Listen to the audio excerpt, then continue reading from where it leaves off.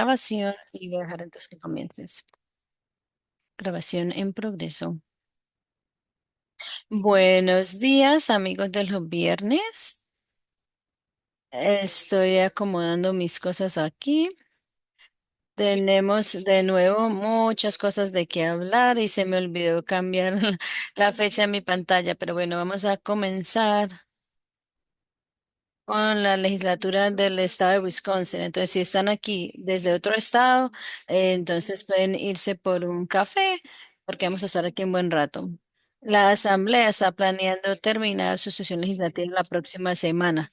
Tuvo dos votos plenarios esta semana, entonces eso se envía al Senado y se supone que han de tener un voto en plenaria la próxima semana. Entonces hay unos proyectos de ley que estamos mirando muy de cerca, que la Asamblea o va a actuar al respecto o no.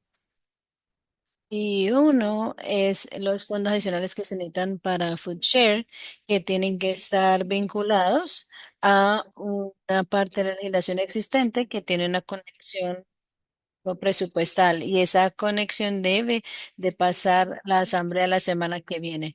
No hay ningún lenguaje independiente, no hay ninguna propuesta de ley que sea específica para la nueva solicitud de fondos para food share. Entonces tenemos una situación en la que la asamblea tiene que encontrar un proyecto de ley existente que ya haya pasado un proceso de una audiencia pública y esencialmente enmendar ese proyecto de ley si quieren pasar los fondos para Future. Entonces, ha habido rumores de que sí hay un proyecto de ley así, pero esta semana los de la coalición para terminar el hambre han dicho que no han visto ninguna indicación de que eso vaya a suceder. Y por supuesto, aunque la Asamblea actúe, el Senado también tiene que estar de acuerdo con ese proyecto de ley que pase la Asamblea. Entonces, esas son las cosas que, como quien dice, van a hacer que funcione o no. En los próximos días, y eso va a tener unas consecuencias significativas para el Estado y para FoodShare. Hay otro proyecto de ley que estamos mirando que puede que tenga un voto en la Asamblea la próxima semana, entonces manténgase sintonizados con eso.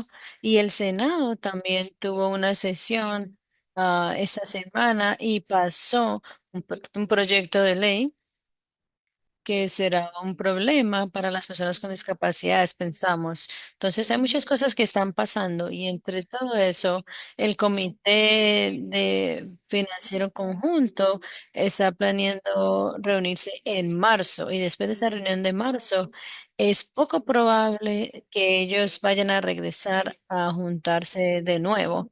Entonces, para ustedes que han estado haciendo seguimiento, la solicitud del DBR, eso es algo que el Comité de Finanzas Conjunto tiene que aprobar. Entonces, eso es algo que está haciendo que en DBR haya una lista de espera larga. Defensores como yo nos hemos estado reuniendo con miembros de ese comité la semana que viene también, pero pues no hay ningún compromiso de que se van no están diciendo que se van a reunir para hacer una reunión 13-10, es como se llama. Entonces no sabemos si eso va a pasar o no en las próximas semanas. Y es probable que cuando ya termine la asamblea, el Senado va a escoger qué proyectos de ley que han salido de la asamblea van a querer tomar y que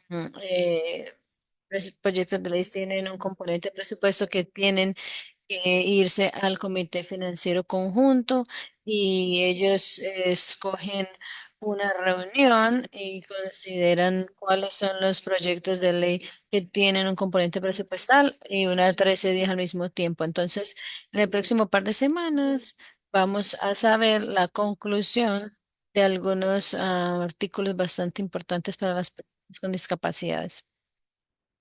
En cuanto a la solicitud de Food Share,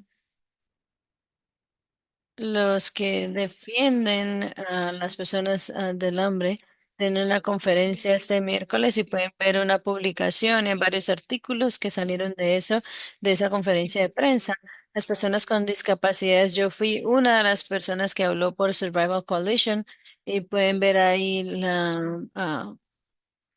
el mensaje de prensa. Entonces, nosotros lo que hicimos fue poner esta publicación para decir que FoodShare como programa, cómo puede seguir funcionando de manera eficiente. Y los dólares que las personas que tienen FoodShare gastan regresan a la comunidad. Entonces es muy importante para las tiendas y también es muy importante para los agricultores y productores porque es mucho dinero que uno usa para comprar los productos que se producen en el estado. Entonces, eso fue el ángulo que tomó este grupo, al igual que el impacto que va a tener en las personas. Y si uno mira interesantemente toda la cobertura, eso fue lo que vino al frente. Es el efecto que va a tener en los negocios, en las tiendas, y menos el efecto que va a tener en las personas. Y yo resalté eso porque a veces uno puede necesitar diferentes puntos de vista para poder pasar el mensaje. Y una de las temáticas que nosotros continuamos viendo es que el enfoque muy seguido no es la persona que se está basando en ese programa, sino que el enfoque en realidad es sobre el efecto que va a tener en otros intereses más establecidos que tienen algo que perder si dejan de recibir los fondos. Entonces, esta declaración no es como que esté aquí o allá, pero pues es como un recordatorio de que estamos hablando a todos los miembros de la legislación, que es importante, hay que seguirles recordándoles las personas que están afectadas, porque ellos están recibiendo mucha información de otros intereses. Y si ellos no escuchan de parte de las personas de verdad, ellos pueden que se les olvide que de hecho hay un impacto grandísimo en muchos de los constituyentes, como yo dije. Esto es como quien dice hay que echarse la bendición en este momento porque ya la Asamblea debe pasar a la proyecto de ley y ponerle fondos para SNAP y tienen que hacer eso el próximo martes o jueves. Entonces, cualquier llamada que ustedes puedan hacer a sus representantes de la Asamblea o correo electrónico, hablándoles como que, "Hey, que ustedes qué piensan de esto va a pasar probando de que ustedes están conscientes de los cronogramas y lo que ellos tienen que hacer es muy, muy importante ahora. Entonces, la coalición de la hambruna se va a reunir la semana que viene para tratar de averiguar cuáles son las estrategias de último minuto, pero estamos como que ya al cable pelado ya. Nosotros, o eso pasa o no. Entonces, eso significa que nos estamos poniendo en una situación de que va a haber una pérdida garantizada de muchos dólares, que es el apoyo federal para la administración del programa, pero también nos estamos poniendo en una situación en la que vamos a tener más errores, porque toma menos hacer un error ahora y tenemos muchas más personas a las que se requiere hacer cosas que no tenían que hacer hecho antes y no hay personal adicional para ayudar a mantener el control de calidad alto que tenía Wisconsin o que ha tenido para el programa. Entonces, a partir de octubre primero, el umbral para errores se rebajó. Creo que fue diciembre primero, ya los nuevos requisitos se establecieron. Entonces, eso significa que ya estamos generando errores que probablemente no hubiéramos tenido si hubiéramos tenido personal experimentado y capacitado y suficiente para acomodar el aumento, la carga de trabajo. Entonces, si hay muchos errores, el Estado termina con una multa financiera. Tienen que pagar un porcentaje del dinero que está viniendo de parte de del gobierno federal para el programa. Y eso es mucho porque nosotros recibimos 1 billón de dólares del gobierno federal para food share cada año. Si tiene que pagar 5, 10 o 15% de eso porque cometió muchos errores, tú estás mirando hasta 208 millones de dólares en multas además de que va a recibir menos dinero federal para ayudarle a operar el programa. Entonces, esto es algo importante, es un gran riesgo para el próximo ciclo presupuestal si no se toman acciones la próxima semana. El DVR está en el mismo puesto. Continuamos reuniéndonos con miembros del comité financiero. Yo estuve en la oficina financiera esta semana y ellos han estado escuchando sobre el DVR. Entonces, muy bien por ustedes que han estado llamando ya.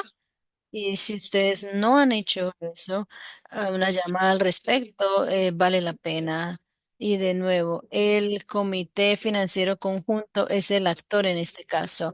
Así que este es un lugar en el que ustedes se comunican con los miembros del Comité Financiero Conjunto y les dice, por favor, programen una reunión de 13:10 para DVR en tu próxima reunión. No es como que, oh, lo vas a hacer, sino como que la cosa es decir, ¿cuándo lo vas a programar? Lo pueden hacer en marzo, ¿cuándo es su próxima reunión?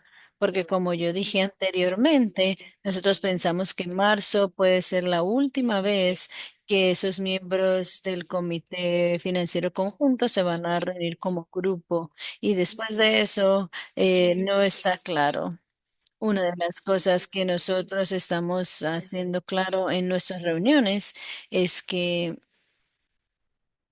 entre más se tome la legislatura para esperar, para proporcionar esos fondos adicionales, entre más se demora, más larga es la lista de espera y más tiempo va a tomar abordar a todos los que ya estaban esperando para que obtengan sus servicios. Entonces, de nuevo, esto es una solicitud. eh, eh, puntual que tiene una consecuencia del no hacer nada, que la lista de espera crece y entre más larga es esa lista de espera, más tiempo toma servir y quitar a todos los que ya están en la lista de espera, a las personas que necesitan servicios en tiempo real ahora. Entonces es una de las cosas que estamos recordándole a los legisladores en este momento. También mencioné que el Senado aprobó un proyecto de ley, y eso es algo de lo cual han escuchado antes, pero aprobaron un proyecto que les da más discreción a los maestros de decidir a cuáles estudiantes excluir de su salón de clases debido a comportamiento disruptivo. Y eso podría ser algo que pasa frente a la audiencia del Senado. Y y entonces en el proyecto de ley se está preguntando qué se considera comportamiento repetitivo, o mejor dicho, disruptivo, porque si uno tiene un comportamiento repetitivo, eso se podría considerar como un comportamiento interrumpivo o disruptivo. Así que eso da más discreción a los maestros de tomar la decisión de excluir o no a un estudiante de su salón de clases. Y pensamos que esto va a impactar de una manera desigual a los estudiantes, especialmente los que tienen discapacidades. Y había una enmienda y estaban intentando, ya que los autores de este proyecto de ley se reunieron y empezaron a decir que no habían pensado al principio que esto realmente iba a excluir a los estudiantes con discapacidades. Así que sí hicieron una enmienda a este proyecto de ley, y en teoría sí tuvimos mucho cuidado en señalar que la enmienda para que la enmienda no permitiera que se excluyeran a los estudiantes con discapacidades si es que el comportamiento fuera algo tratado en su programa de educación de educación individualizado, y si es que y para asegurar que esto no permitiera que los estudiantes con discapacidades fueran excluidos. Y esto quiere decir también que al pensar en cualquier comportamiento que el estudiante pudiera tener, que tendría que ser nombrado en el programa de o en el PEI, pues el programa de educación individualizado, pero así no funcionan los PEI o los IEP por sus siglas en inglés. No funcionan así. Muchas veces esos programas mencionan cosas que han observado en el pasado, y cosas tratadas, pero luego muchas veces sale un comportamiento nuevo que no está documentado dentro del plan y ese plan no es algo que debe ser muy rígido, así que tuvimos muy claridad con decirles que en práctica pensamos que esto no iba a ayudar mucho a los estudiantes con discapacidades y que iba a crear más papeleo innecesariamente y que más estudiantes que tienen alguna discapacidad que no ha sido diagnosticado y que no tienen su programa de educación individualizado podría ser afectado. Así que la enmienda en sí, a la vez que trataba de ser, de responder a esta necesidad, realmente en práctica no ayuda tanto. Así que en este momento lo que el Senado hizo es que aprobó la versión de la Asamblea, lo que llaman concurriente y ellos están de acuerdo con el proyecto de ley que fue aprobado por la Asamblea y eso quiere decir que ya va a llegar ante el gobernador y el gobernador va a decidir aprobarlo para que se vuelva ley o rechazarlo. Y tengo que buscarlo, pero hay cierta fecha donde el gobernador tiene una fecha límite y eso da inicio a cierto lapso de tiempo, cantidad de tiempo. Creo que son 6 días donde el gobernador tiene que decidir si lo va a firmar para que se haga ley o si lo va a rechazar. Y no se ha definido completamente esa fecha, pero está muy bien hacerle saber a la oficina del gobernador qué es lo que usted piensa de antemano que si lo debe aprobar o si lo debe rechazar, porque hay muchos proyectos de ley que están llegando ante el gobernador y le ayuda mucho a saber qué piensa el público en cuanto a lo que está por llegar ante sus ojos. También es posible que pasemos más tiempo en cuanto al proyecto de ley de representante de pacientes. Muchos de los defensores se han estado reuniendo con miembros, especialmente miembros del Senado, para hablar de ese proyecto de ley. Y hay más problemas prácticas al pensar en cómo esto realmente saldría, cómo se pondría en función en la realidad. Así que la asamblea, estamos escuchando que posiblemente van a votar sobre este proyecto de ley la semana que viene y posiblemente va a haber una enmienda a las enmiendas que van a tratar con nuestras preocupaciones que todavía no se ha visto.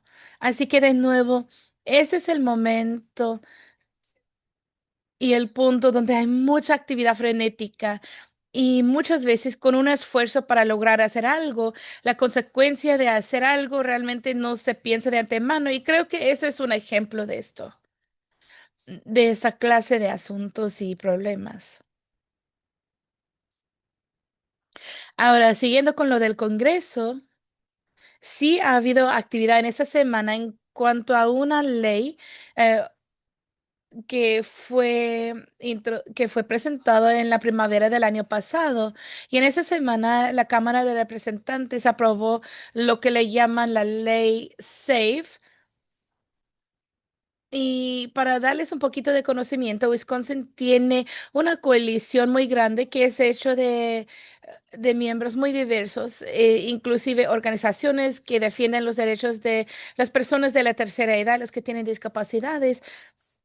Y en la mayoría, ellos ven los proyectos de ley del Estado que cambian cómo afectaría a las personas que puedan votar y de cuáles identificaciones se van a aceptar, porque las barreras pequeñas llegan a ser una razón por la cual personas después no pueden votar. Por ejemplo, cambios en cuanto a los votos en ausente o cómo las personas pueden regresar sus balotas o quién tiene que ser testigo cuando uno firma la balota de ausentes, y cómo uno se puede registrar e inscribir, cuál identificación se pueda usar. Y todo eso va a tener impacto sobre personas que, por ejemplo, sobre personas que tal vez no manejan o personas que tienen dificultad para moverse o, por ejemplo, para personas que tal vez no pueden llegar a votar en el día preciso. Así que como grupo hemos estado siguiendo esos asuntos y hemos estado dando voz a las preocupaciones en cuanto a estos asuntos y cómo pueden afectar a las personas que tienen discapacidades y que son personas también de la tercera edad. Esta es una ley nacional que esencialmente les diría a los estados, a todos los estados, cómo tienen que realizar las elecciones. Así que esto cambiaría cuáles comprobantes y cuáles documentos son necesarios para registrarse para votar y uno no podría registrarse en línea, así que sería necesario registrarse en persona y en todos los estados las personas tendrían que presentar una identificación con foto y también las identificaciones que se requieren cambiarían. Y la mayoría de estos tomarían efecto inmediatamente, con la excepción de la identificación de fotos que empezaría con las elecciones del año que viene. Y hay varios artículos aquí que hablan profundamente de qué podrían significar estos cambios. Pero como un resumen, hay grupos muy grandes de personas que posiblemente, o que son votantes posibles o que podrían llegar a ser votantes. Y si esta ley se aprueba, a lo mejor se van a enterar demasiado tarde como para poder participar en la próxima elección y se darían cuenta demasiado tarde que no tienen lo necesario para poder entregar su balota y que sea válido su balota. Y esto es una manera dicen que es una manera de prevenir que las personas inelegibles no voten, pero esto no sucede con mucha regularidad. No hay muchas personas que no tienen derecho a votar que están participando en esas elecciones. Han habido mucha preocupación, especialmente por este problema, pero no ha habido realmente, no se ha encontrado que hay una fraude de elecciones sucediendo entre personas no ciudadanos que no tienen derecho a votar. Así que, por lo menos, cuando uno tiene, bueno, mejor dicho, eso es algo que se tiene que ver con las discusiones que hemos hablado de los requisitos, como cuando uno tiene que comprobar que no necesita trabajar. Eso es como una puerta de entrada donde uno tiene los documentos necesarios para llegar al siguiente paso. Y cuando uno tiene que comprobar algo, eso agrega tiempo y requiere más tiempo para que la persona reúna documentos o también aumenta la lucha de encontrar que otra persona pueda conseguirlos a su favor y luego mostrar los comprobantes. Y eso también presenta la oportunidad de que personas cometan errores que pudieran impedir a la persona el derecho de votar.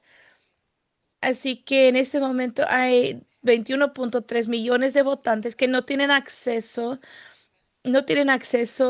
fácil a los documentos que este proyecto de ley indica que comprobaría que uno tiene derecho a votar. Por ejemplo, actas de nacimiento y pasaportes. Y hay muchas personas, especialmente mujeres casadas, quienes tomaron el apellido del esposo al casarse. Si uno tiene un apellido que no concuerda con con el apellido que se ve en el acta de nacimiento o en el pasaporte. Eso es un punto de confusión que ese proyecto de ley realmente no reconoce. Así que si el pasaporte o el acta de nacimiento se consideran los comprobantes necesarios para indicar que uno tiene derecho al voto, entonces ahora uno tiene que probar que si el apellido es diferente o si el nombre es diferente de cómo se veía de cómo se ve en el acta de nacimiento o en el pasaporte, uno tiene que comprobar por qué. Y no hay ninguna profesión que lo deja fácil, pero esa es la realidad para muchas personas. Y definitivamente hay muchas personas quienes se han cambiado de nombre por varias razones que no tienen que ver con el asunto, por que no se debe haberse casado, pero también ellos se van afectados. También requiere que en casi todos los estados los votantes mm, muestran identificaciones con fotos. Y la ley estatal dice qué clase de identificaciones cuentan como identificación con foto y cuáles no. Y hay 8 estados que ya tienen ese requisito, pero quiero señalar que este proyecto de ley al nivel federal no permitiría que los estudiantes universitarios presenten identificaciones de las universidades. En Wisconsin sí se permiten esas identificaciones universitarias, pero en otros estados no. En Wisconsin hay ciertas identificaciones que se aprueban o no. En nuestra ley actualmente tenemos requisitos diferentes y esto quiere decir que personas quienes son esos estudiantes, perdón, ahorita actualmente bajo las leyes de Wisconsin uno puede utilizar las identificaciones de la universidad, pero si se aprueba esta ley no va a ser así. Así que aún en los 15 estados que no tienen leyes que requieren identificación con foto adicional, todavía van a cambiar las identificaciones que se requieren. Y puede llegar a ser que alguna identificación que antes se aprobaba ya no se va a aprobar y que uno va a tener que conseguir una identificación diferente para poder votar. Hay otros estados que requieren alguna identificación para poder votar y permiten la opción de votar aún sin identificación de foto para algunos votantes, pero en la mayoría del país hay algunas personas que no tienen la identificación necesaria para votar o no tienen los comprobantes necesarios, posiblemente con foto, para poder votar. Y existen 15 estados que no requieren identificaciones para votar porque siente que ya que uno se ha inscrito y se ha registrado para votar, uno ya ha probado quién es y eso en sí debe contar. Así que si la ley federal llegaría a cambiar, sería algo muy diferente de estado a estado. Y para aquellos estados que no tienen ningún requisito adicional, y quiere decir que va a haber más cambio. Y ese proyecto de ley también eliminaría la posibilidad de enviar por correo las balotas y también uno no podría votar en línea y uno tendría que hacerlo en persona. Hay muchas razones por las cuales los que abogan por los votantes piensan que este proyecto de ley en realidad podría llevar a que muchas personas que son votantes potenciales ahora no van a poder votar. Y recuerden que ese proyecto de ley dice que eso entraría en vigencia inmediatamente. Entonces, eso sería antes de las elecciones de mitad de periodo en noviembre para el Congreso. Muchas personas no tienen acceso a su certificado de nacimiento y obtener una copia de su certificado de nacimiento requiere dinero. Y hay algunos adultos mayores que no nacieron en un hospital y no tienen un certificado de nacimiento. Eso es una realidad. Y hay muchas personas en las que tal vez ellos tuvieron una copia en algún momento y tal vez lo enviaron a otro estado y en otro hospital y tendrían que pagar para poder conseguir una copia de ese certificado. Entonces, de nuevo, si uno no tiene el dinero para pagar, entonces no vas a poder votar esencialmente. La mitad de las personas en Estados Unidos no tienen un pasaporte y de nuevo, obtener un pasaporte requiere una tarifa y uno tiene que tener documentación que uno tiene que enviar al Departamento de Estado y toca esperar para recibirlo. Entonces, si uno no tiene un pasaporte, uno tiene que juntar toda su información que creo que incluye tener un certificado de nacimiento, enviarlo al gobierno federal era antes 6 semanas antes de que uno recibiera una respuesta. Entonces, también hay como 21 millones de personas que no tienen una licencia de conducir válida. Y eso, de hecho, el número de personas que no conducen está aumentando, no solamente porque tenemos más adultos mayores que tal vez se están convirtiendo en alguien que no maneja, pero también hay un número que está aumentando en personas jóvenes que están esperando o nunca están sacando la licencia. de conducir. Y una buena parte de eso, la razón es porque tener un carro es costoso, operarlo, mantenerlo, asegurarlo es costoso. Entonces, esta idea de que todos siempre tienen una licencia de conducir, eso siempre ha sido algo equivocado. Pero ahora eso se ha hecho incluso más cierto, y que eso es algo que no debemos esperar que todos tengan. Y hay un número que está aumentando de personas que no lo tienen. Entonces, en este punto, la ley SAFE pasó la Cámara.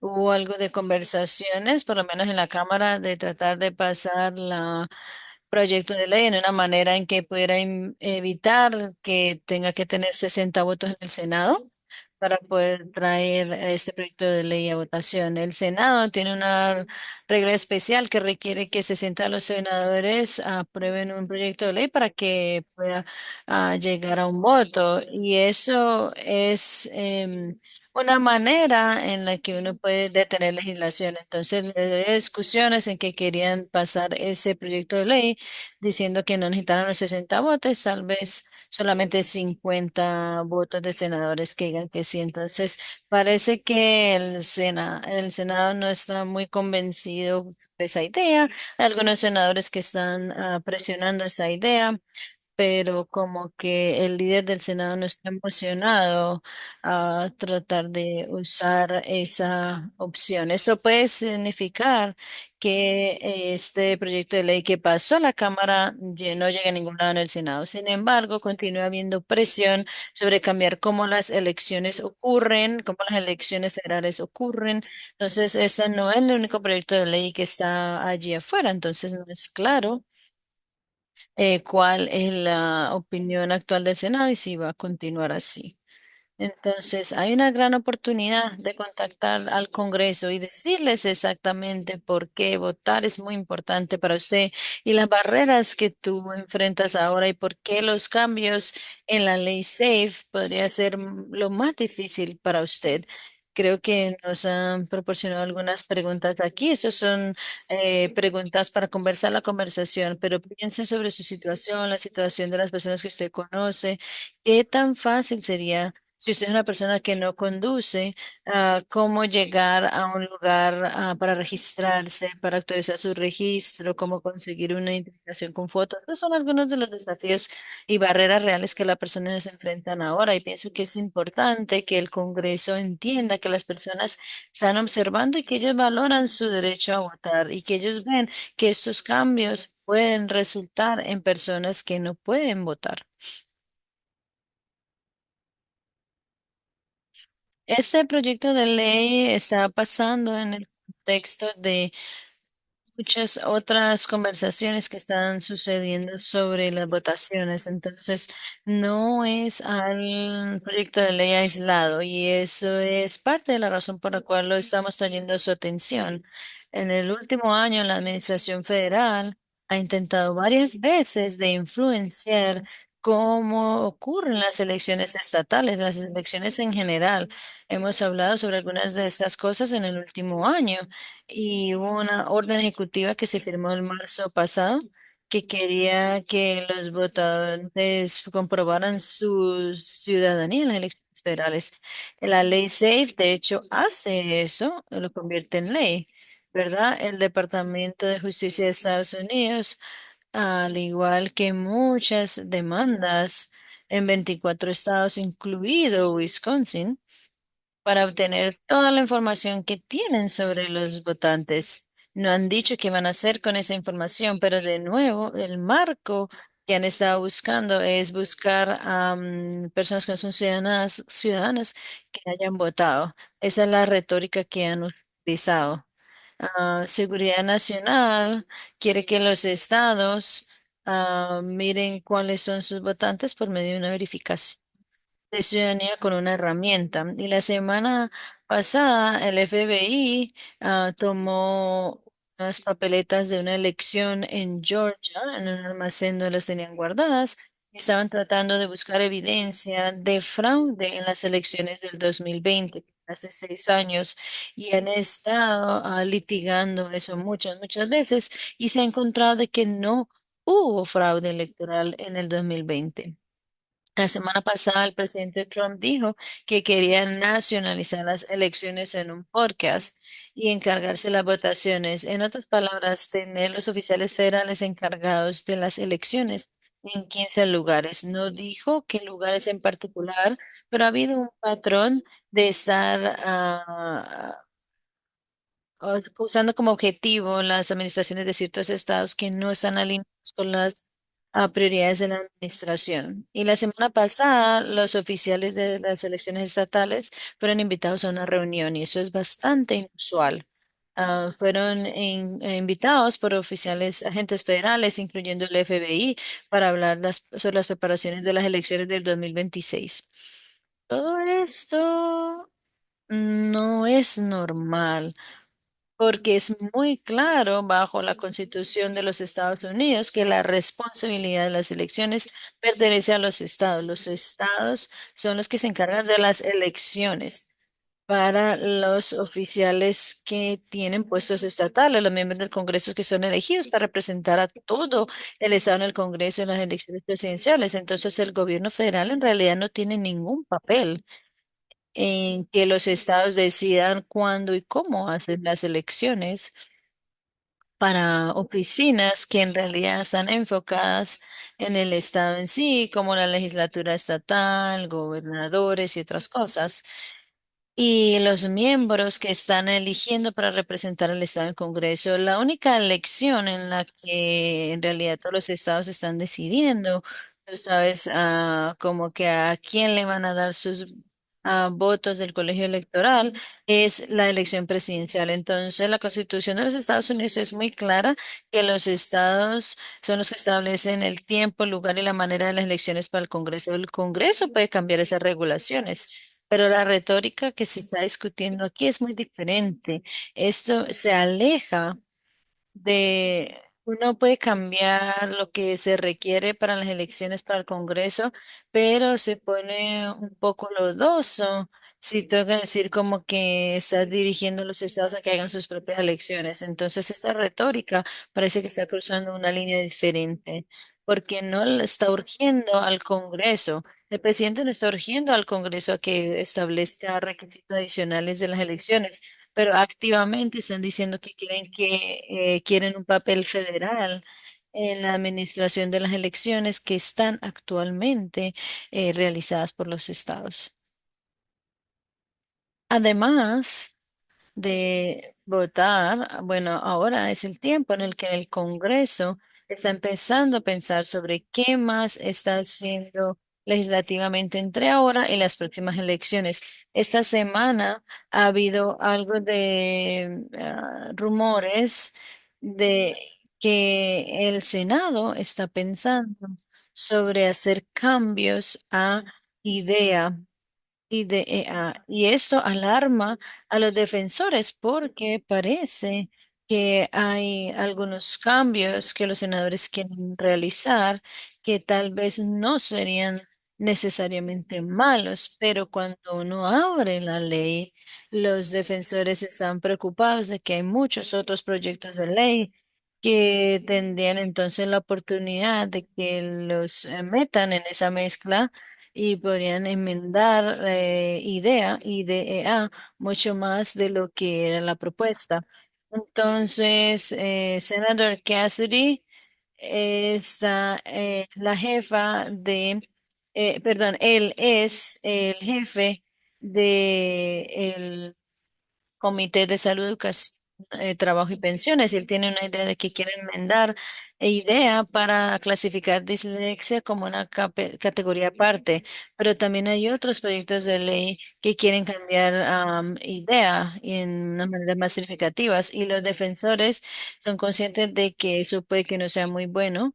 em, eh, y que se van a alejar de lo que es la ley actual. Y parte de la razón por la cual hay preocupación de parte de los defensores nacionales es porque en el contexto más grande en la que los cambios en ideas se pueden considerar es en un momento en el que la administración recortado significativamente el personal de educación especial y derechos civiles en del Departamento de Educación y ha sido muy claro de que quieren eliminar ese departamento y cambiar las funciones sin el permiso del Congreso a diferentes agencias. Entonces hay mucha falta de certeza sobre cuál el cambio de la ley significaría en ese contexto. Y uno puede ver que los defensores están preocupados de que si uno hace un cambio pequeño a idea, eh, que entonces los otros senadores que tienen otras ideas muy diferentes van a empezar a pegarle sus ideas a ese mismo proyecto de ley y uno puede terminar con una idea que se vea muy diferente en el contexto de muchos cambios que están preocupando a los defensores sobre cómo se está cumpliendo idea. Brevemente respecto al presupuesto federal, todas las cosas, todos los proyectos de ley de apropiación que preocupan más a las personas con discapacidades han pasado. Eso es algo bueno. Hay un proyecto de ley que no ha pasado y ese es los fondos para el Departamento de Seguridad Nacional. Principalmente es un conflicto sobre cómo el ICE y la patrulla fronteriza están operando actualmente y los demócratas quieren ver cambios y si esos cambios son algo que la administración está dispuesta a realizar o no. Entonces ha habido algo de lleva y traiga entre lo de que el Departamento de Seguridad Nacional si se va a cerrar a la medianoche de esta noche y ese cierre de esa agencia podría durar un buen tiempo porque el Congreso está fuera la semana que viene, entonces no va a haber oportunidad para resolver un cierre la semana que viene y también porque va a tomar un tiempo para que el público lo note, el que el cierre esté teniendo consecuencias para sus vidas diarias. No es hasta, creo, marzo que TSA y los de la Guardia Costera no van a tener cheques de pago de su salario. Entonces, el Congreso tiene algo de tiempo antes de que el público se dé cuenta de las otras cosas que hace Seguridad Nacional que no funcionen de la manera en que deberían. Y eso incluye la Administración de Gestión de Emergencia Federal, la Guardia Costera y la Administración de Seguridad de Transporte. O sea, las personas en los aeropuertos que se aseguran de que tú no estás llevando algo que no deberías. Una cosa importante también es la consecuencia de cerrar la agencia, que está un poco silenciada porque el proyecto de ley de reconciliación HR1 ya proporcionó muchos fondos específicamente para ICE y la patrulla fronteriza en el estatuto. Entonces, esas operaciones pueden continuar sin importar si la agencia cierra, si no tiene su presupuesto del 2023 que pase, a menos de que el Congreso le quite todos esos fondos de HR1 y de nuevo no parece como que ellos van a hacer eso.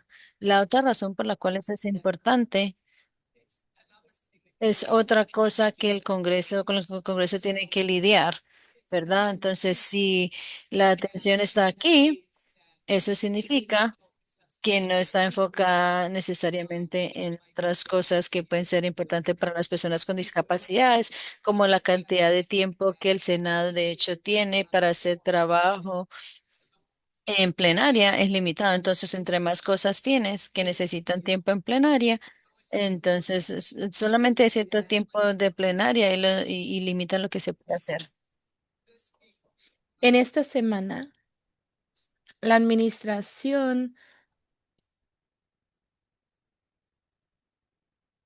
bueno, estuvieron hablando de que si era posible una segunda proyecto de ley de reconciliación y si hay personas en el Congreso que lo quisieran ver, pero la administración ha dicho que no tienen los medios para hacerlo y no es necesario hacerlo porque HR1 da lo suficiente por los 4 años futuros, así que sienten que no es necesario hacer otra reconciliación. Así que quédense sintonizados y estén a la espera porque No quiere decir que el Congreso no deba ver y asegurar que el dinero que ya han apropiado sea gastado de la manera que han indicado. Y vamos a empezar a hablar de más cosas que la administración está haciendo que deberán ser conocidos. Hemos hablado mucho de la ASEA y hablé sobre el Congreso y no mencioné los subsidios del Congreso y es porque ellos ya no lo están mencionando entre el Congreso.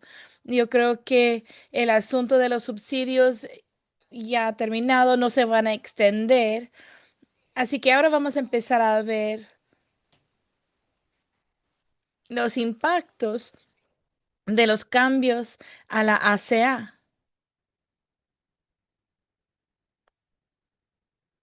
Y aquí hay algunos artículos adicionales y es el mismo mensaje que han escuchado antes, pero seguimos viendo más y más artículos, así que si están buscando cosas que pueden compartir con sus amigos, aquí es un mensaje repetitivo, pero llegue a ser más y más real mientras más artículos se escriban.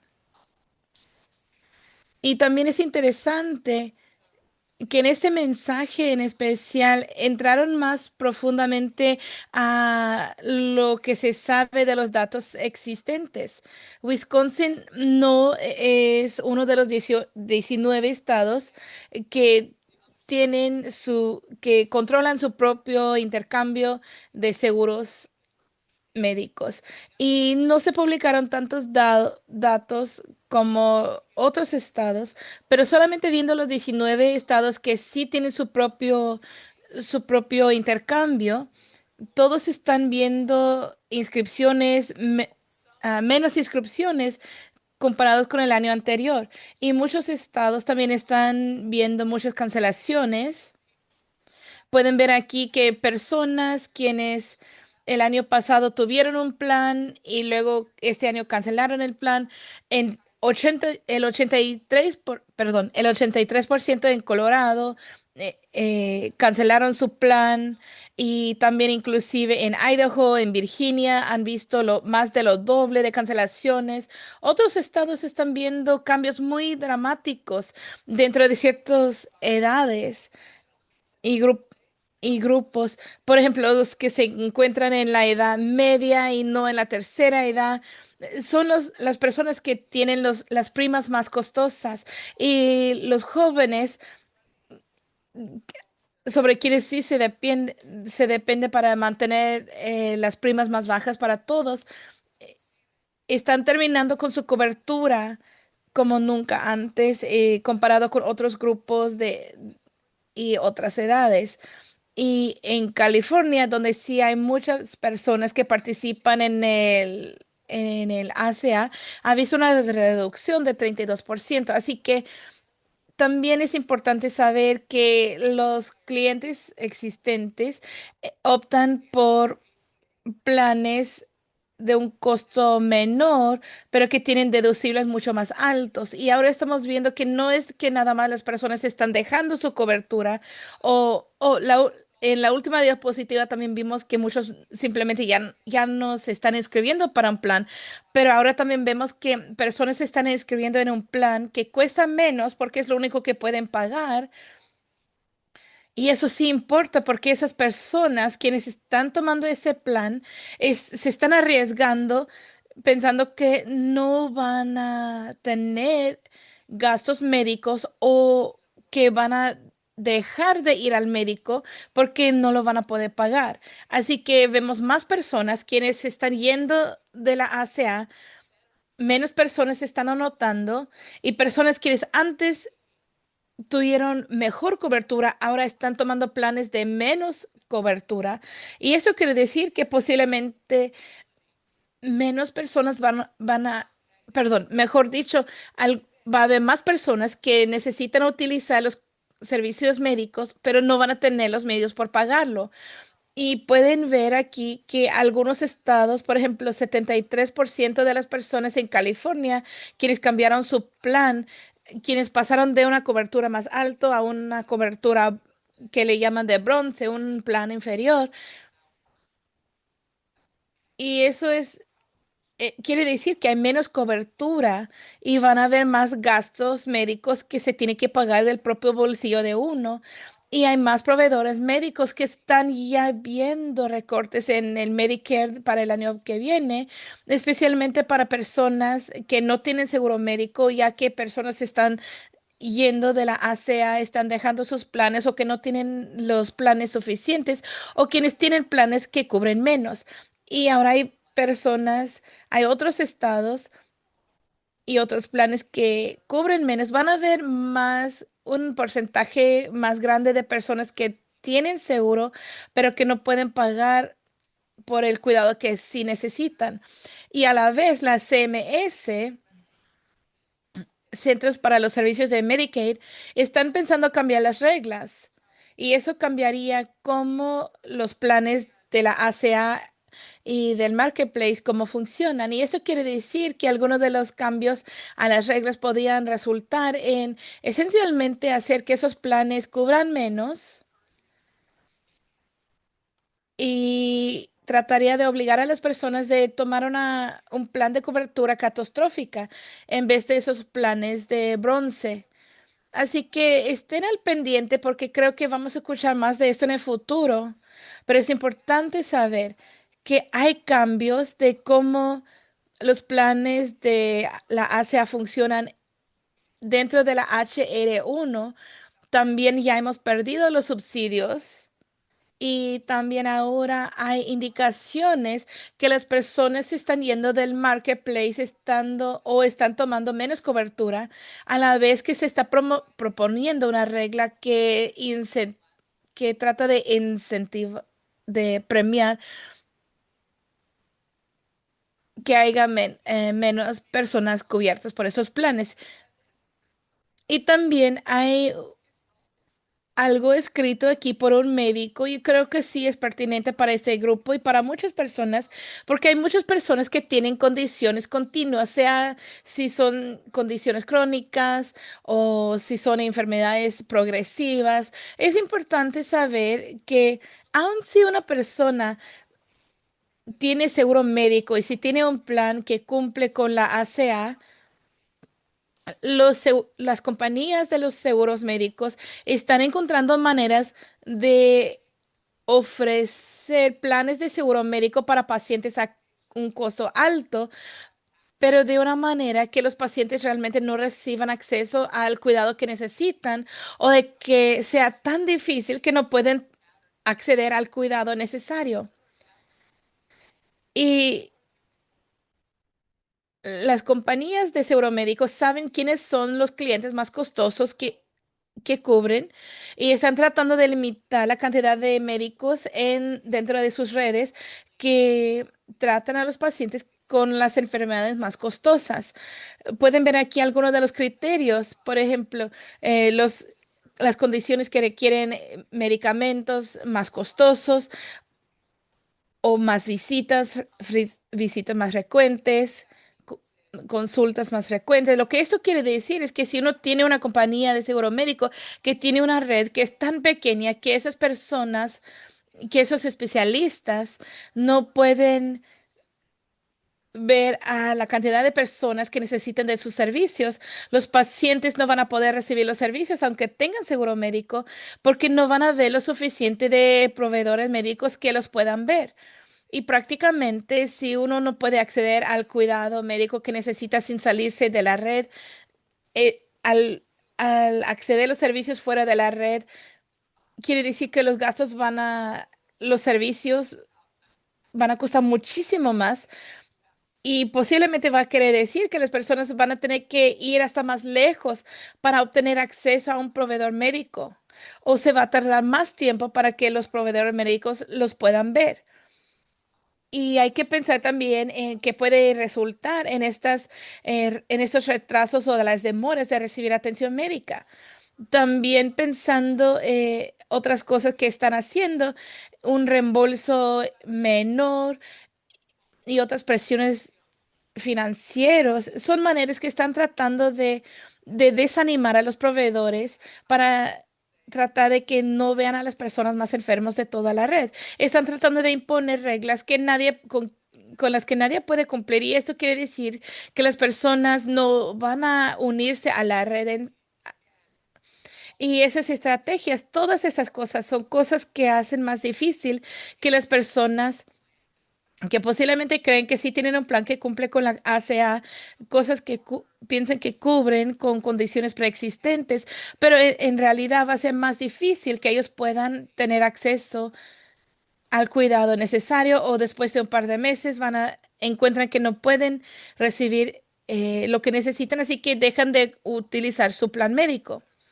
Y todo esto juntos son cosas que se hablan como maneras de contener el costo, pero la manera que ellos están conteniendo y reduciendo los costos es desanimar a las personas más enfermas para que no se inscriban en el plan o tratan de desanimar a las personas para que no usan el plan médico que tienen. Y esto es importante porque ahora nos encontramos en un entorno donde el Medicaid se está recortando.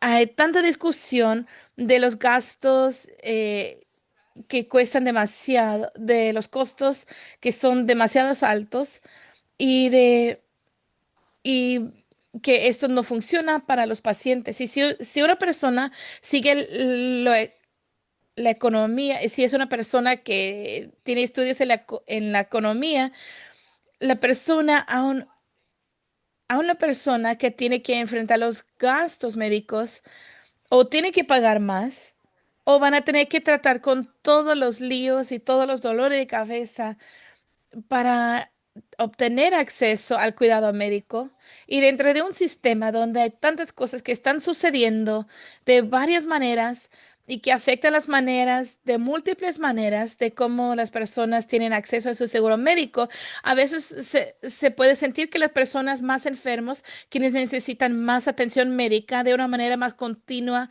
son las personas que son vistos como las personas a quienes hay que tener, a quienes hay que desarrollar una estrategia para limitar los gastos, para que se gaste menos dinero en el cuidado de estas personas. Y siguiendo con lo del Departamento de Servicios Humanos, Ok, el secretario recientemente ha escogido varias personas ah, para un comité de autismo. Hay varios a nivel federal. Es un comité de coordinación de autismo, una interagencia. Y ese es un grupo que recomienda qué tipo de investigaciones el gobierno debe financiar para estudiar el autismo. Nadie que haya sido asignado anteriormente va a continuar en el comité. Y parece que, bueno, por lo menos los defensores a nivel nacional están muy preocupados de que muchas personas que fueron eh, escogidas son personas que comparten el punto de vista, que no dan, que no quieren las vacunas o que piensan que hay una correlación entre el acto de vacunar y el autismo, lo cual se ha reportado muchas veces que no es el caso. Y también hay personas que han promocionado varios tipos de estrategias como curas del autismo. Entonces, para hablar sobre quiénes son las personas que acaban de asignar a este comité que se supone que debe recomendar que financiamos en cuanto a pruebas para el autismo y otras investigaciones, y una persona que recetó un tratamiento que se había demostrado que no funciona y que era peligroso para un niño con autismo. Hay personas que han dicho que hay curas para el autismo, o una variedad de ellas. Personas que cuestionan si el autismo es la causa, bueno, que si las vacunas son la causa del autismo. Y no está claro aquí eh, ese grupo de personas qué van a recomendar ellos. se ha financiado y eso es parte del patrón general que hemos estado mirando en el último año, que muchos de los proyectos que tenían financiamiento para la investigación del autismo ya no están recibiendo financiamiento y ciertamente hemos visto muchos cambios en las asignaciones a estos varios comités que han cambiado significativamente la dirección, no solamente qué investigaciones hacer, sino qué vacunas son recomendadas y otras cosas.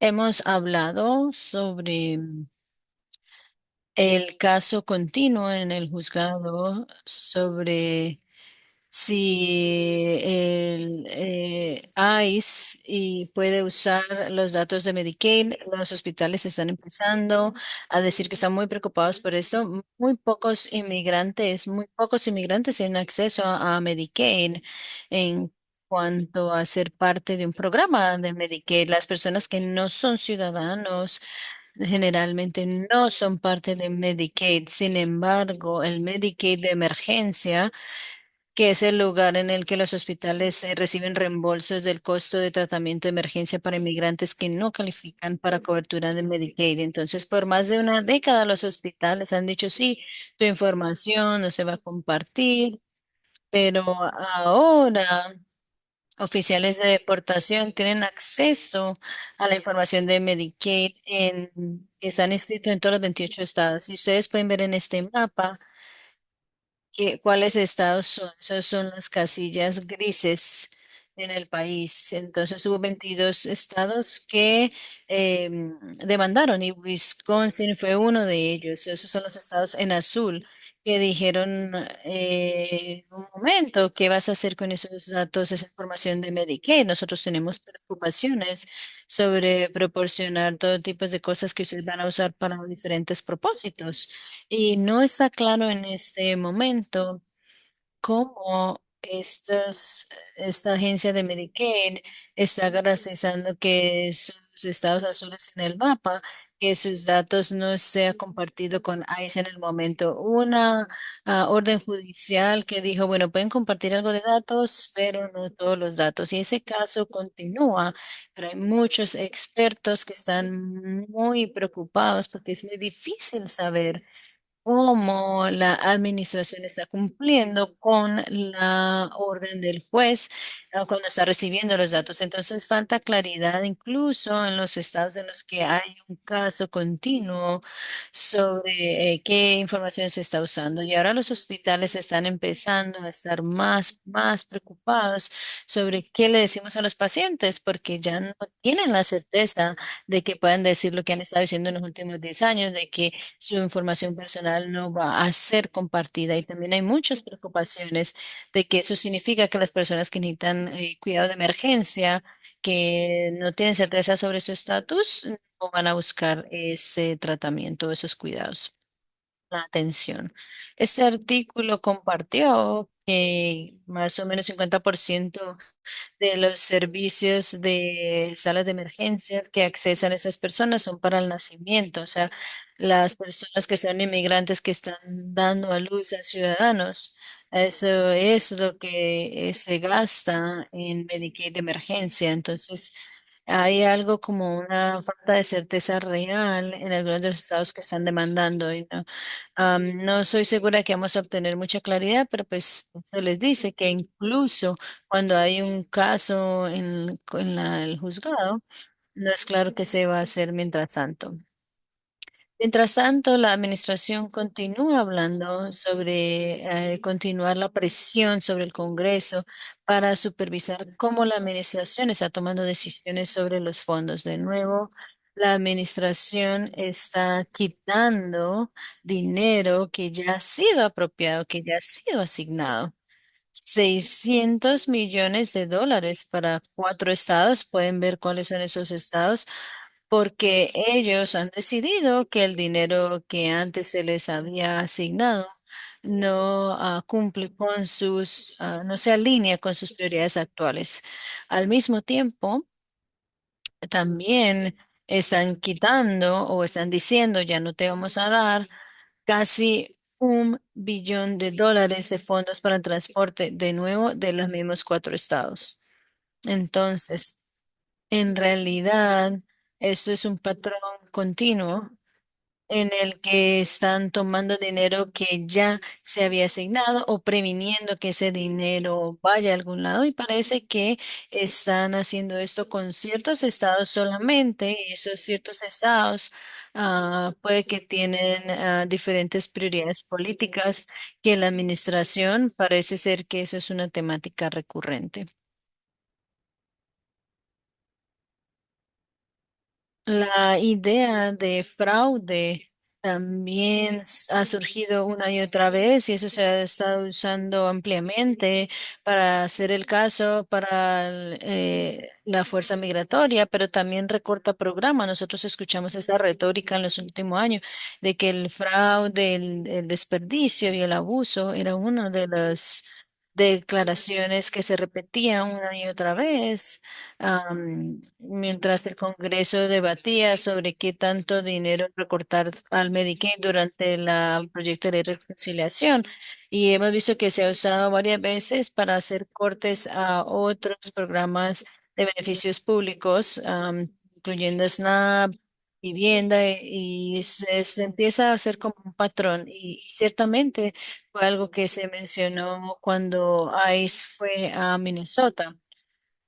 La razón original, bueno, una de las razones era que había mucho fraude que estaba ocurriendo y luego dijeron que era el resultado de la comunidad inmigrante participando en programas y que se habló de que hubo mucho vaivén en cuanto al dinero que estaban en pausa y que luego ya lo liberó un juzgado, o sea, es un patrón ahora. Entonces estamos empezando a ver una retórica en el que se alega que hay fraude y en el programa de Medicaid. Y en este punto vemos que ese fraude está siendo dirigido hasta cierta comunidad, como ser la razón del fraude. Y la idea de que hay fraude de Medicare y Medicare en otros estados y nombrar otros estados como una razón para mirar o recortar fondos de los programas o tomar otras acciones fuerza. Hay otro artículo sobre los efectos de algunos de los recortes que hemos visto ya en el Departamento de Educación. Este no es necesariamente algo nuevo, pero pienso que lo importante aquí es que a menudo no es solamente una queja que hace la diferencia. A menudo el cambio solamente sucede en lugares donde hay muchas cosas malas que están sucediendo porque ha habido varias personas que se han quejado sobre esas. Nosotros vemos eso todo el tiempo en las políticas. Bueno, si yo escucho sobre eso una vez, bueno, puede que me llame la atención, pero si escuchas sobre la misma cosa sucediendo 5 o 6 veces, eso ya se convierte en un patrón. Y eso toma 6, 8, 10 veces que antes de que alguien dice, bueno, hay un patrón lo suficientemente grande aquí, tenemos que enfocarnos en por qué está pasando esto y abordarlo. Entonces, limitar la supervisión de la Oficina de los Derechos Civiles remueve esa habilidad de ver esos patrones, ¿verdad? Y eso significa que para muchas familias la única alternativa va a ser contratar un abogado independiente, lo cual es algo que es una opción que no muchas personas pueden pagar. Y pienso que ese artículo dice, bueno, la razón por la cual nosotros tenemos IDEA, EA, era porque los estados no estaban educando a los estudiantes con discapacidades para nada. Entonces, la pérdida de esta protección federal potencialmente abre un camino claro para que los estados no cumplan con IDEA y nadie va a estar pendiente. Entonces, ciertamente saben que hemos visto eso en estados en los que los estudiantes con discapacidades y los defensores han estado diciendo que la educación especial no tiene suficientes fondos y hemos visto proyectos de ley que están tratando de remover estudiantes que son diferentes o que tienen comportamientos diferentes en el aula. Y pienso que en el clima en el que los fondos son limitados, am, eh, las leyes cambien o no están siendo reforzadas y hemos visto cosas que no hemos visto en 50 años que van a empezar a pasar otra vez porque los niños con los cuales es más difícil trabajar van a ser los niños que van a decidir que es con los que no quieren trabajar.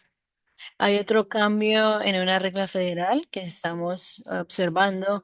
Este se relaciona con lo que es la vivienda justa, que tiene que ver con el Departamento de Desarrollo de Vivienda y Urbano.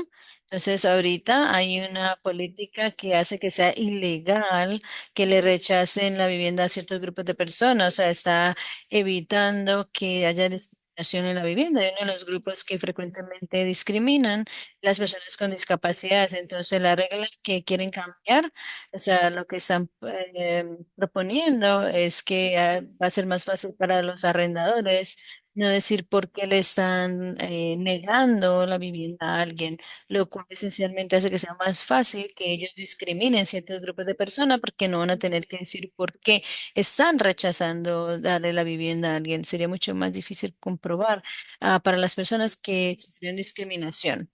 Entonces, los comentarios están abiertos hasta este viernes. Ustedes pueden hacer un comentario y tenemos algunos puntos que hacer aquí. Yo no pienso que sea importante que sea perfecto, pero pienso que es importante que ellos escuchen de parte de las personas, especialmente aquellos que han tenido dificultad para encontrar vivienda asequible y accesible, personas que sienten que han sido rechazados para una vivienda porque tienen una discapacidad o alguna otra cosa. Creo que es importante que el gobierno federal escuche de parte de personas que tienen experiencia y que han pasado, y que son la razón por la cual esta regla existe, que es difícil si uno tiene una discapacidad poder encontrar un lugar que les vaya a pedir, a permitir rentar de parte de ellos.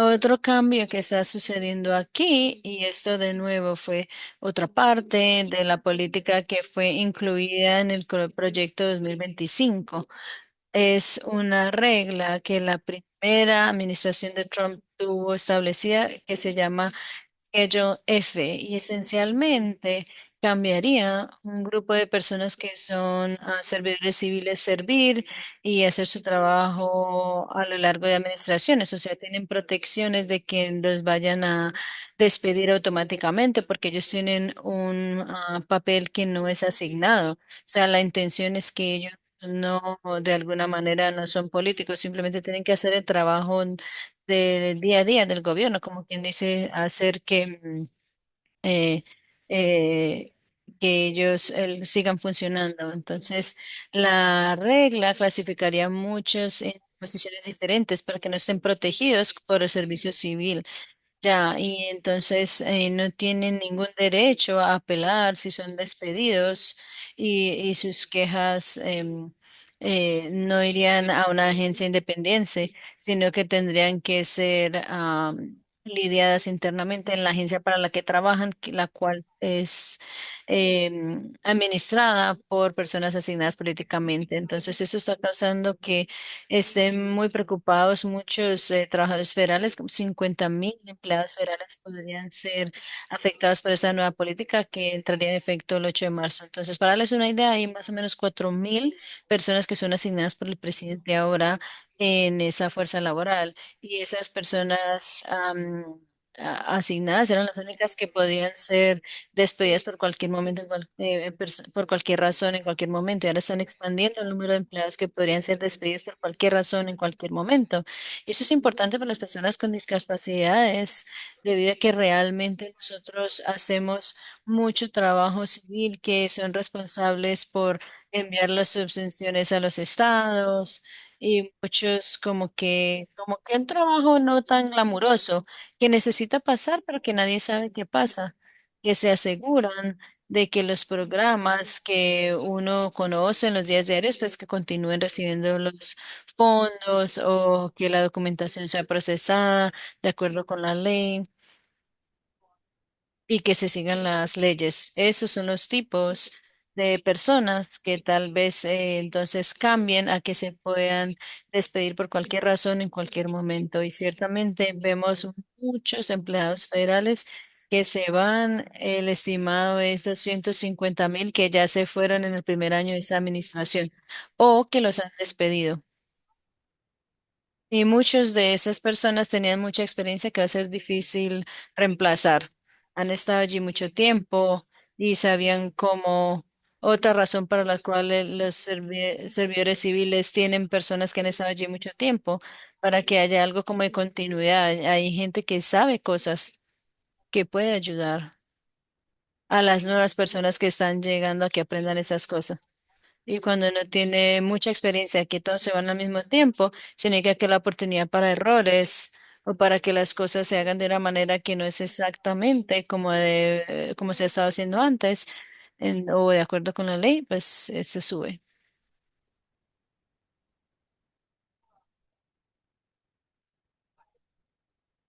Otra cosa que está sucediendo y posiblemente sea difícil saber por qué es importante para las personas con discapacidades es el censo. Y lo hemos hablado anteriormente, pero el censo es algo muy crítico. Es un conteo crítico que se hace cada 10 años. Y la razón por la cual es tan importante es porque se supone que se tiene que contar a cada persona dentro de una región geográfica. Y eso sí importa porque eso es lo que determina cuántos representantes uno tiene en el Congreso, cuántas personas en la Cámara de Representantes se necesitan para representar a una región geográfica. Así que si hay muchas personas que están viviendo en una área y si no son contadas, posiblemente van a tener menos representación dentro de la Cámara de Representantes. También es la manera que se calculan los fondos que se dan a ciertas áreas. Así que si el conteo no es preciso, uno va a recibir menos dinero aunque tenga muchas personas que viven ahí que no son representados. Así que es bastante importante. Y estamos en el 2026. El siguiente censo va a ser el 2030 y es algo que toma bastante tiempo hacer las preparaciones para realizar el censo y hacen muchas pruebas de antemano y esta vez han ya recortado la cantidad de sitios de prueba de 6 a 2 y también están reduciendo la cantidad de idiomas en que se están haciendo las pruebas y no hay mucha claridad sobre cómo se están tomando esas decisiones en cuanto al conteo. Y el buró no ha actualizado al Congreso en cuanto al trabajo y muchas personas con experiencia se ha ido. Así que hay personas que ya se están empezando a preocupar porque están pensando que posiblemente hay una estrategia que va a dar paso a que el censo no cuenta de manera precisa cuántas personas viven en las áreas geográficas. Ahora, pasando con lo de la reconciliación y los impactos de las leyes, hay mucho de qué hablar. Estamos siguiendo a a muchos estados donde ya se están realizando los cortes. En Colorado, ellos ya están en la segunda versión de los recortes.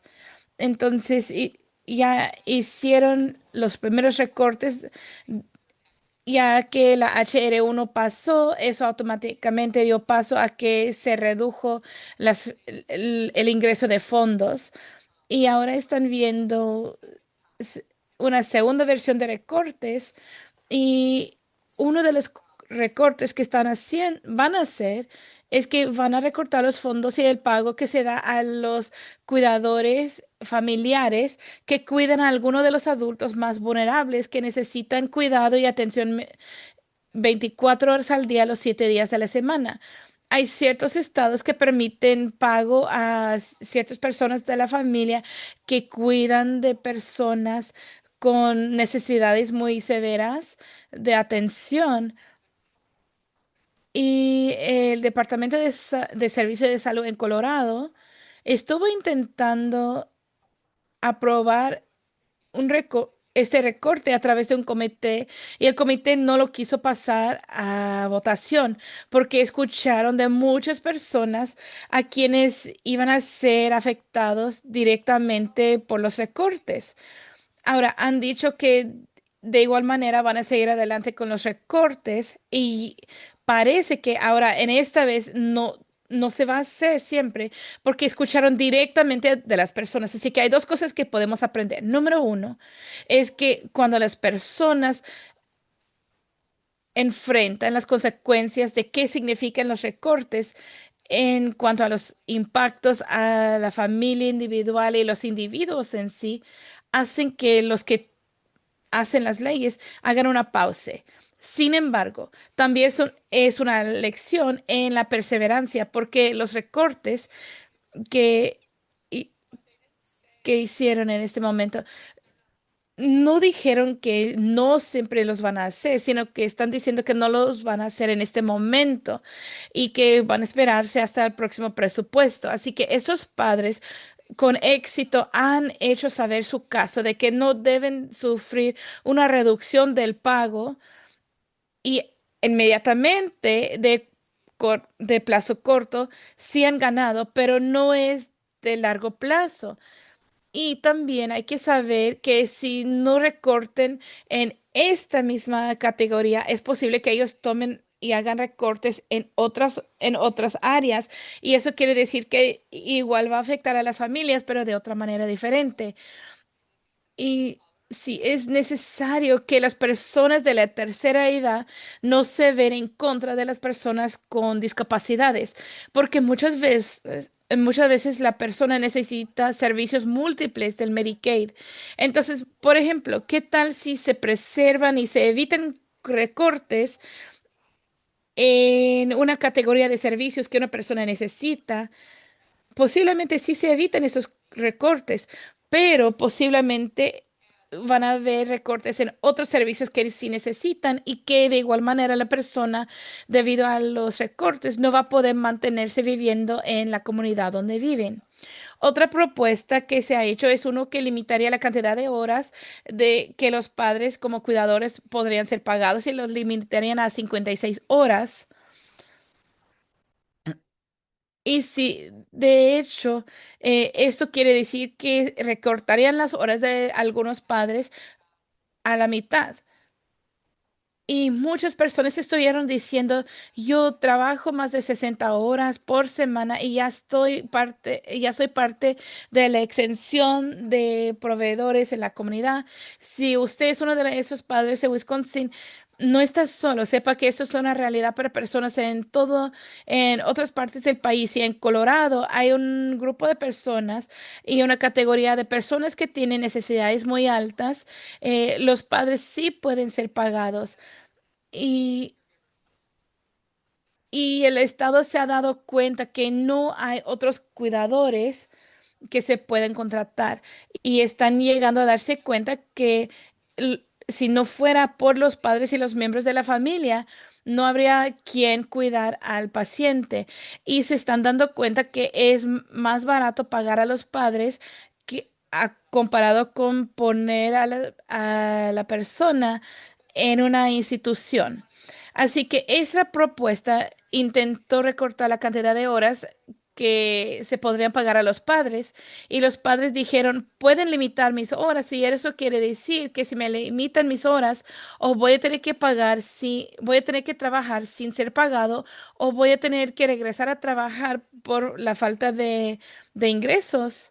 Y no habrá otra persona que puede cubrir la cantidad de horas que yo tendría que regresar al trabajo en otro lugar. Así que eso también hubo otra propuesta adicional separado que intentaba reducir la cantidad de dinero que se les pagaba a los cuidadores. Así que no es nada más una propuesta que limitaría las horas, sino la cantidad de dinero que se le pagaría. Y yo creo que aquí eso es una manera muy clara de expresarlo. Y se puede decir que este es escrito por alguien que trabaja para una organización que ve con las necesidades de las personas con discapacidades, pero dice, a recortar los servicios para personas que están viviendo en casa no es ahorrar dinero, es simplemente trasladar los gastos a otros sistemas más costosas. Eso empuja a las personas y los mete a un estado de crisis y resulta en cuidado institucional en instituciones y en la falta de cupos. También aquí en Missouri vemos que las familias de Missouri se preocupan que los recortes propuestos de 80.7 millones de dólares van a discapacitar a los programas de cuidado para personas con las discapacidades. Y antes de lo de la HR1, se puede decir que esto está tratando y se está dirigiendo a personas que reciben servicios en casa. Y de nuevo, para las personas, o es que se tiene que pagar a las personas que están cuidando a las personas con discapacidades del desarrollo, o, o van a o sus familias tienen que, perdón, ese programa que ese programa en Missouri apoya la autodirección y permite que las personas que tienen discapacidades en el desarrollo o sus familias contraten, capaciten y manejan su propio cuidado. Y creo que lo que yo quisiera decir aquí es que vamos a ver cómo esto evoluciona en Missouri, pero es casi lo mismo. Donde están buscando hacer recortes primero es en los servicios basados en la comunidad y en el hogar. Y están tratando de ver dónde gastan mayor cantidad de dinero y dónde se gasta la mayor cantidad de dinero es en el cuidado particular de uno en uno. Pero eso es lo que necesitan las personas que tienen necesidades muy altas. Así que la manera que eso afectaría a las personas con discapacidades, se puede decir que eso es algo que afectaría a esas personas y a uno mismo. Y eso es antes de ver los impactos que habría en cuanto a los requisitos del trabajo. También han habido algunos artículos que salieron en esta semana que realmente diferencian entre el, el escasez de trabajadores pagados, y esa es la razón por la cual se están pagando a los padres en muchos estados porque no hay trabajadores a quienes contratar. Pero viendo la fuerza laboral que ya está en crisis, donde hay una falta de trabajadores, donde muchas personas dejan los trabajos, muchas de estas personas que sí están haciendo este trabajo son personas que vienen de la comunidad de inmigrantes. Y cuando hay menos personas que trabajan en esta área, cuando hay menos personas en esta fuerza laboral, eso es una oportunidad de, de, de ver que más personas se van a morir. Y, y es lógico, hay ya personas que tienen necesidades muy severas. Las familias están ya luchando por ver cómo hacer que todo sus cuidados y atenciones sean atendidas, pero hay menos personas en la fuerza laboral y donde no hay lo suficiente de personas que están haciendo ese trabajo, va a ser más difícil que las personas se mantengan viviendo en casa y va a ser luego más difícil para las instituciones debido a su falta de personal y simplemente al quitar el estado de protección temporal de los refugiados de Haití. Muchos de ellos están trabajando en la industria de los cuidados en casa. Y eso quiere decir que esos 330.000 personas que están trabajando en esta área darían paso a 9.000 muertes. Y esta cantidad y este grupo de refugiados ya se les dijo que su estado protegido temporal ya se les está quitando. Y esas son personas que estaban aquí de manera legal, que tenían protección y básicamente la administración lo cambió. Así que legalmente estuvieron aquí, pero ahora se consideran como no estar aquí de manera legal y esto quiere decir que tendrían que regresar a Haití. Y de nuevo, esto es un caso actual en la corte donde el juez bloqueó el orden que les estaba tratando de regresar a casa y tomó efecto el 3 de febrero. La administración dice que va a seguir apelando, pero si esos refugiados pierden su derecho de permanecer aquí en el país, quiere decir que muchas personas que están recibiendo atención por parte de estas personas van a perder sus cuidadores. Y esto quiere decir que es un impacto inmediato y real que tiene efectos secundarios y muchos estudios dicen que ahora lo que está pasando y el impacto va a ser que muchas personas se van a morir y que personas no se van a poder quedar en casa y no van a poder ir tampoco a una instalación por falta de trabajadores en las instalaciones de cuidado Bueno, médico. entonces hablando sobre la implementación de los requisitos de comprobar que estás trabajando, que de nuevo vienen en enero del 2027, otro artículo que está mostrando que hay grupos de personas que han sido afectadas particularmente fuerte por esos requisitos y parte de ese grupo es de las personas que son requeridas.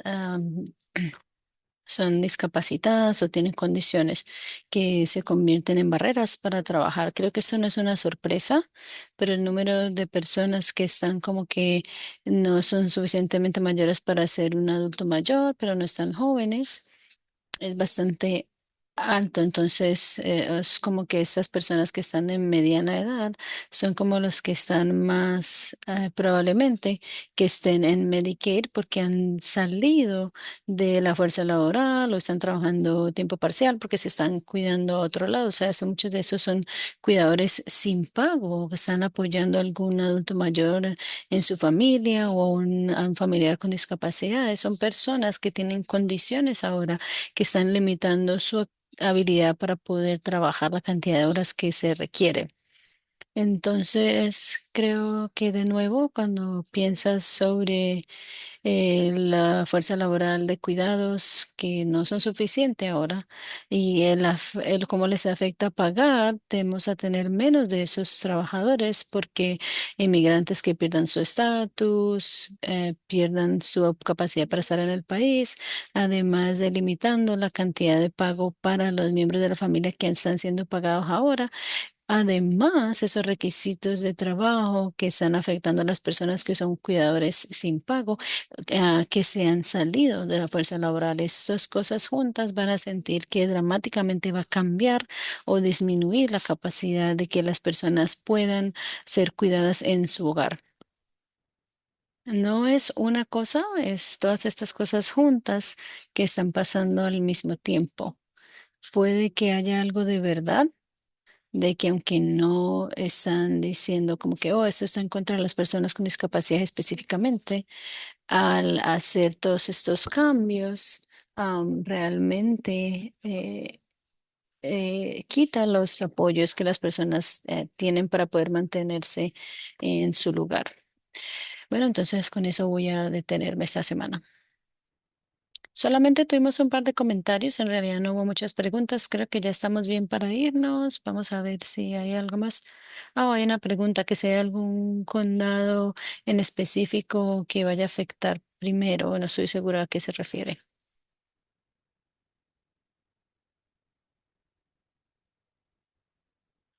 No estoy exactamente segura a qué se refiere. Tal vez, Abby, si quieres poner más información, como en las estampillas de alimentos, food share, no, no está claro.